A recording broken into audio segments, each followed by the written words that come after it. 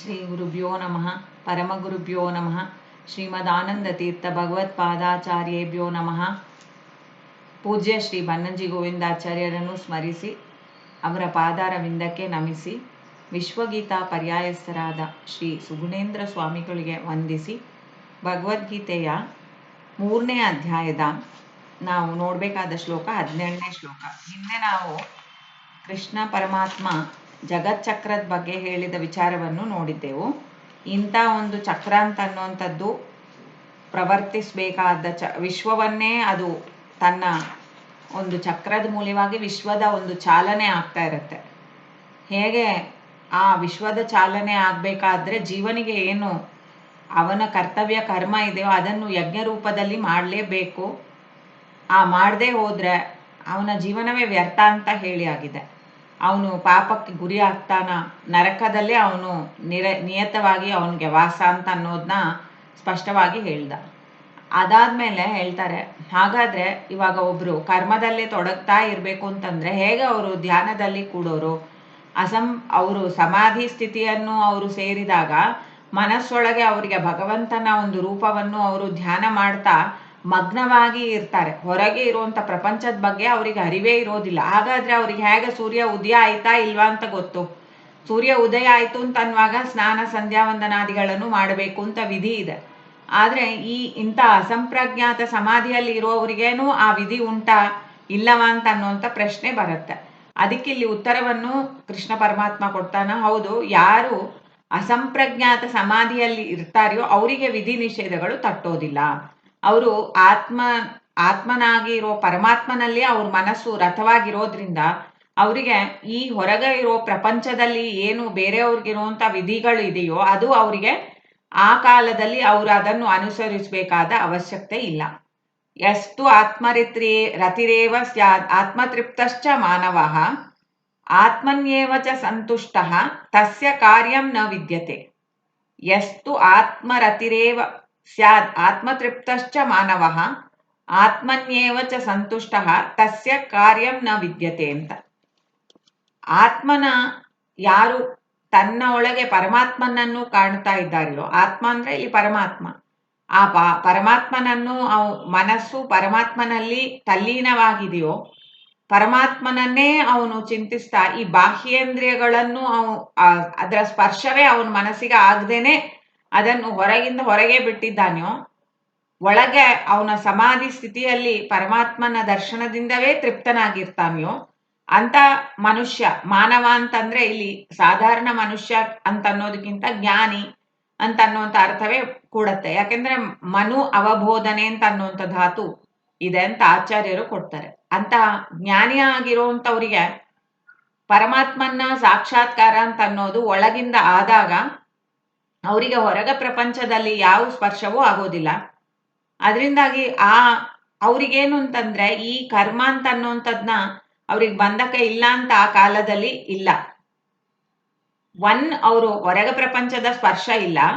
ಎರಡನೇದು ಅವ್ರ ಮನಸ್ಸು ಅಂತ ಅನ್ನುವಂಥದ್ದು ಈ ಹೊರಗ ಪ್ರಪಂಚದಲ್ಲಿ ಇರುವಂಥ ಯಾವ ವಿಷಯದ ಬಗ್ಗೆಯೂ ಅದಕ್ಕೆ ತುಷ್ಟಿ ಇಲ್ಲ. ಅದು ಬೇಕು ಅಂತ ಅನ್ನುವಂಥದ್ದು ಅದಕ್ಕಿಲ್ಲ. ಅದು ಅದನ್ನು ಸ್ವಿಚ್ ಆಫ್ ಮಾಡಿದೆ ಕಂಪ್ಲೀಟ್.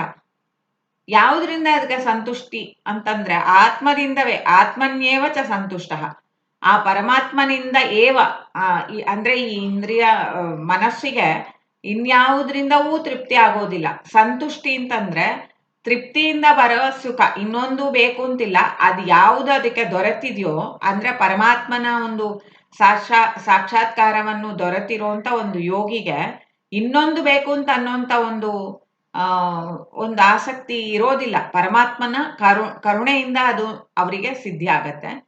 ಅಂತ ಇನ್ನೊಂದೇ ಬೇಡ, ನನಗೆ ಇದೇ ಬೇಕು ಅಂತ ಅನ್ನೋಂಥ ಆಲೋಚನೆಯಲ್ಲಿ ಇರೋ ಒಬ್ಬ ಅಸಂಪ್ರಜ್ಞಾತ ಸಮಾಧಿ ಸ್ಥಿತಿಯಲ್ಲಿ ಇರೋ ಯೋಗಿ ಸುಖವಾಗಿ ಅವನು ಪರಮಾತ್ಮನ ಧ್ಯಾನದಲ್ಲಿ ಇರೋವಾಗ ಅವನಿಗೆ ಕರ್ಮ ಅಂತ ಅನ್ನುವಂಥ ಬಂಧನ ಇಲ್ಲ. ಕರ್ಮ ಅಂತ ಅನ್ನುವಂಥ ಒಂದು ಬಾಧ್ಯತೆ, ಬಂಧನಕ್ಕಿಂತ ಬಾಧ್ಯತೆ ಇಲ್ಲ. ಯಾವಾಗಲೂ ಅವನು ಬೇರೆ ಕಾಲಗಳಲ್ಲೆಲ್ಲ ಅವರವರ ಒಂದು ಕರ್ಮದಲ್ಲಿ ಅವ್ರು ತೊಡಗಲೇಬೇಕು. ಆದರೆ ಈ ಪ್ರಸಂಗದಲ್ಲಿ ಯಾವಾಗ ಅವರು ಮನಸ್ಸು ಅಂತ ಅನ್ನೋದು ಪರಮಾತ್ಮನಲ್ಲಿ ಲೀನವಾಗಿದೆಯೋ, ಆತ್ಮರತಿ ಅಂತ ಪರಮಾತ್ಮನನ್ನು ಕಂಡು ಪರಮಾತ್ಮನಲ್ಲಿ ಮನಸ್ಸಿಟ್ಟು ಪರಮಾತ್ಮನ ಗುಣ ವಿಚಾರವನ್ನು ಮಾಡ್ತಾ ಹಿಗ್ಗಿ ಹಿಗ್ಗಿ ಸುಖ ಪಡ್ತಾ ಇರೋಂಥವ. ಬೇರೆ ಬಗೆಯ ಸುಖವೇ ಅವನಿಗೆ ಅಪೇಕ್ಷೆ ಇಲ್ಲ. ಆ ಬೇರೆ ಬಗೆ ಅಂತ ಅನ್ನುವಂಥದ್ದು ಸುಖದ ಬಗ್ಗೆ ಆಲೋಚನೆನೇ ಇಲ್ಲ. ಹಿರಿದಾದ ಈ ಭಗವಂತನ ಒಂದು ಕಾಣುವಿಕೆಯಿಂದ ಆಲೋಚನೆಯಿಂದ ಬರತಕ್ಕ ಸುಖವೇ ಅವನಿಗೆ ಮನಸ್ಸಲ್ಲಿ ಒಂದು ತೃಪ್ತಿಯನ್ನು ಕೊಟ್ಟಾಗ ಅದೇ ಸಂತುಷ್ಟವಾದ ಸ್ಥಿತಿ. ತೃಪ್ತಿ, ಅದರಿಂದ ಸುಖ, ಅದನ್ನು ಪಡಿತಾ ಇರುವಂತ ಒಬ್ಬ ಜ್ಞಾನಿಗೆ ಈ ಕರ್ಮ ಅಂತ ಅನ್ನೋದನ್ನ ಮಾಡಬೇಕು ಅಂತ ಅನ್ನುವಂಥದ್ದು ಇಲ್ಲ ಅಂತ ಅನ್ನೋದನ್ನ ಇಲ್ಲಿ ಸ್ಪಷ್ಟವಾಗಿ ಹೇಳ್ತಾರೆ. ಇಲ್ಲಿ ಏವಕಾರವನ್ನು ಹಾಕಿದ್ದಾರೆ, ಆತ್ಮರತಿರೇವ ಅಂತ. ಅಂದ್ರೆ ಆ ಜೀವ ಯಾರು ಆ ಥರ ಇದ್ದಾರೆಯೋ, ಆತ್ಮದಲ್ಲಿ ರತಿಯನ್ನು ಹೊಂದಿ ಆತ್ಮದಿಂದವೇ ತೃಪ್ತನಾಗಿ ಇದ್ದಾನೆಯೋ ಅವನಿಗೆ ಮಾತ್ರ ಅಂತ ಅನ್ನೋದನ್ನ ಏವಕಾರವನ್ನು ಹಾಕ್ತಾನೆ.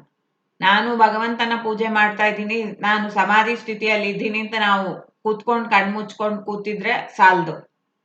ಆ ಮನಸ್ಸು ಅಂತ ಅನ್ನುವಂಥದ್ದು ನಿಜವಾಗಿಯೂ ಅವನಲ್ಲಿ ತಲ್ಲೀನವಾಗಿ ಅವನಲ್ಲಿ ತೃಪ್ತಿಯನ್ನು ಸಂತೋಷವನ್ನು ಹೊಂದಿದೆ ಅಂತಂದಾಗ ಆವಾಗ ಅಂತ ಅನ್ನೋದನ್ನ ಇಲ್ಲಿ ಏವಕಾರ ಅಂತ ಹಾಕ್ತಾನೆ. ಬೇರೆ ನಾನು ಆ ಥರ ಸಮಾಧಿಯನ್ನು ಸಾಧಿಸ್ಕೊಳ್ಳೋದಕ್ಕೆ ಬೇಕಾದ ಒಂದು ಮೆಡಿಟೇಷನ್ ಅಲ್ಲಿ ಕೂತಿದ್ದೀನಿ, ನಾನು ಇವಾಗ ಎದ್ದೆ ಅಂತಂದ್ರೆ ನಾನು ಸಮಾಧಿ ಸ್ಥಿತಿ ಕಳಚೋದು ಇಂಥದ್ದೆಲ್ಲ ಇಲ್ಲ. ಯಾವುದನ್ನು ಮಾಡಬೇಕೋ ಅದನ್ನು ಮಾಡ್ತಾ ಹೋಗ್ಬೇಕು. ನಾವು ಅನಾಯಾಸವಾಗಿ ಕೂತ್ಕೊಂಡು ಪರಮಾತ್ಮನ ಪ್ರಸಾದದಿಂದ ನಮಗೆ ಅವನ ದರ್ಶನ ಲಭ್ಯವಾಯಿತು ಅಂತ ಆಯಿತು ಅಂತಂದ್ರೆ ಆ ಜೀವನಿಗೆ ಬೇರೆ ಯಾವ್ದು ಮೇಲೂ ಅಪೇಕ್ಷೆ ಇಲ್ಲದೆ ಇರೋ ಕಾರಣಕ್ಕೆ ಅವನು ತೃಪ್ತನಾಗಿರ್ತಾನೆ. ಬೇರೆ ಯಾವುದೋ ಒಂದು ಇದ್ದಾಗ ನಮಗೆ ಆ ತೃಪ್ತಿ ಇರೋದಿಲ್ಲ. ಇದನ್ನು ಬಿಟ್ಟು ನಾವು ಅದನ್ನ ಮಾಡೋಣ ಅಂತ ಅನ್ನೋದು ನಮಗಿರತ್ತೆ. ಸಾಧಾರಣವಾಗಿ ಮನುಷ್ಯರಿಗೆ ಅದಿರತ್ತೆ. ಇನ್ನೊಂದಿದೆ, ಅದು ಚೆನ್ನಾಗಿರತ್ತೆ, ಮನಸ್ಸಿಗೆ ತೃಪ್ತಿ ಕೊಡೋದು ಅಂತ ಅದಕ್ಕೆ ಹೋಗ್ತಾರೆ. ಅಂತ ಫ್ಲಿಟ್ಟಿಂಗ್ ಆಗಿರುವಂತ ಮನಸ್ಸು ಬಗ್ಗೆ ಇಲ್ಲಿ ಇಲ್ಲ. ಇಲ್ಲಿ ಅಸಂಪ್ರಜ್ಞಾತ ಅಂತ ಅನ್ನುವಾಗ ಅದನ್ನು ಆ ಮನಸ್ಸು ಯಾರು ಪರಮಾತ್ಮನಲ್ಲಿ ರತಿಯನ್ನು ಹೊಂದಿ ಅವನಲ್ಲೇ ಇರುವಾಗ ಹೊರಗಿರುವಂತ ಯಾವ ಒಂದು ಸೆನ್ಸಸ್ಸು ಕೂಡ ಅದನ್ನ ಪ್ರವೇಶ ಮಾಡಕ್ಕಾಗದು. ಆ ಮನಸ್ಸನ್ನು ಪ್ರವೇಶ ಮಾಡಿ ಅದರಲ್ಲಿ ಆ ವಿಷಯವನ್ನು ನೋಡು ಅಂತ ಅನ್ನುವಂಥ ಆಸಕ್ತಿ ಅಂತ ಅನ್ನೋದು ಅದಕ್ಕೆ ಮಾಡೋದಕ್ಕೆ ಅದು ಸಾಮರ್ಥ್ಯವೇ ಇಲ್ಲ ವಿಷಯಕ್ಕೆ. ಆ ಥರದ ಒಂದು ಸ್ಥಿತಿಗೆ ಅವನು ತಲುಪಿದ್ದಾನೆ ಪರಮಾತ್ಮನ ಕರುಣೆಯಿಂದ. ಸದ್ಯ ಅಂತ ಸ್ಥಿತಿಯಲ್ಲಿ ಯಾರು ಯೋಗಿ ಇದ್ದಾರೆಯೋ ಅವರಿಗೆ ಕರ್ಮ ಅಂತ ಅನ್ನುವಂಥದ್ದು, ಅದರ ವಿಧಿ ಅಂತ ಅನ್ನುವಂಥದ್ದು ಅವನಿಗೆ ಇಲ್ಲ ಅಂತ ಅನ್ನುವಂಥ ಒಂದು ಇದು ಇಲ್ಲಿ ಹೇಳ್ತಾ ಇದ್ದಾರೆ. ಯಾಕೆಂದ್ರೆ ಕರ್ಮ ಅಂತ ಅನ್ನುವಂಥದ್ದು ಎಲ್ಲ ಜೀವರಿಗೂ ಇದೆ, ಮಾಡಲೇಬೇಕು. ಕರ್ಮಚಕ್ರ ಅಂತ ಅನ್ನೋದು ವಿಶ್ವವನ್ನೇ ಚಲಿಸ್ತಾ ಇರುವಂತ ಚಕ್ರ ಅಂತ. ವಿಶ್ವವನ್ನೇ ಕೊಂದ ಒಂದು ಪಾಪ ಯಾರು ಕರ್ಮವನ್ನು ಬಿಡ್ತಾರೆಯೋ ಅವರಿಗೆ ಸೇರತ್ತೆ ಅಂತ ಅನ್ನೋದನ್ನ ಹೇಳಿದ್ಮೇಲೆ ಅಂತ ಕರ್ಮವನ್ನು ಯಾವಾಗ್ಲೂ ಬಿಡದೇ ಇರಬೇಕು ಅಂತ ಅನ್ನೋಂಥ ಒಂದು ನಿರ್ಧಾರಕ್ಕೆ ನಾವು ರೀಚ್ ಆಗ್ತೇವೆ. ಆದ್ರೆ ಕರ್ಮವನ್ನು ಬಿಡದೇ ಇರುವಂತ ಸ್ಥಿತಿ ಅಂತ ಅನ್ನುವಂಥದ್ದು ನಾವು ಇರ್ಬೇಕಾದ್ರೆ ಎಲ್ಲ ಕಾಲಗಳಿಗೂ ನಾವು ಎಚ್ಚರವಾಗಿರ್ಬೇಕು. ಆ ಸಮಯಕ್ಕೆ ನಾವೇನ್ ಮಾಡ್ಬೇಕು ಅಂತ. ಒಬ್ಬ ಯೋಗಿ ಆದವರು ಭಗವಂತನ ಧ್ಯಾನದಲ್ಲಿ ಇರ್ಬೇಕಾದ್ರೆ ಅವರಿಗೆ ಸಮಯದ ಎಚ್ಚರ ಇರಲ್ಲ.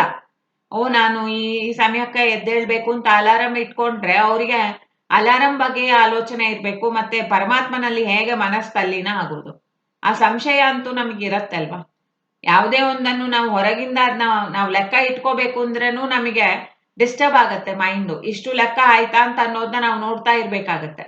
ಮನಸ್ಸು ಅದ್ರೊಳಗೆ ತಲ್ಲಿನ ಆಗ್ಬೇಕು, ಕಾನ್ಸಂಟ್ರೇಟೆಡ್ ಆಗಿ ಅದರಲ್ಲಿ ಇರ್ಬೇಕು ಅಂತಂದ್ರೆ ಈ ಯಾವ ಬಂಧಕ್ಕೂ ನಮಗಿಲ್ಲ ಅಂತ ಅನ್ನುವಂಥ ಆಲೋಚನೆ ಇದ್ದಾಗ ಮಾತ್ರ.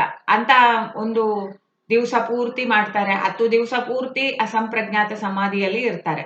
ಅವಾಗ ಅವರಿಗೆ ಆ ಕಾಲ ಅಂತ ಅನ್ನುವಂಥದ್ಲಿ ಮಾಡ್ಬೇಕಾದ ಕರ್ಮಗಳ ಒಂದು ವಿಧಿ ಅವರಿಗೆ ತಟ್ಟೋದಿಲ್ಲ ಅಂತ ಅನ್ನೋದನ್ನ ಇಲ್ಲಿ ಕೃಷ್ಣ ಪರಮಾತ್ಮ ಹೇಳಿ, ಕರ್ಮಚಕ್ರ ತುಂಬಾ ಮುಖ್ಯ, ಅದನ್ನು ಮಾಡಲೇಬೇಕು. ಅಸಂಪ್ರಜ್ಞಾತ ಸಮಾಧಿ ಸ್ಥಿತಿಯಲ್ಲಿ ಇರೋ ಯೋಗಿಗಳಿಗೆ ಮಾತ್ರ ಅಂತ ಕರ್ಮವನ್ನು ಮಾಡದೇ ಇದ್ರೂ ಅವ್ರಿಗೆ ಏನೂ ಆಗೋದಿಲ್ಲ. ಅದರಿಂದ ಅವ್ರು ಹೊರಗೆ ಬಂದಾಗ ಮಾತ್ರ ಅವರಿಗೂ ಕೂಡ ಕರ್ಮಗಳು ಉಂಟು.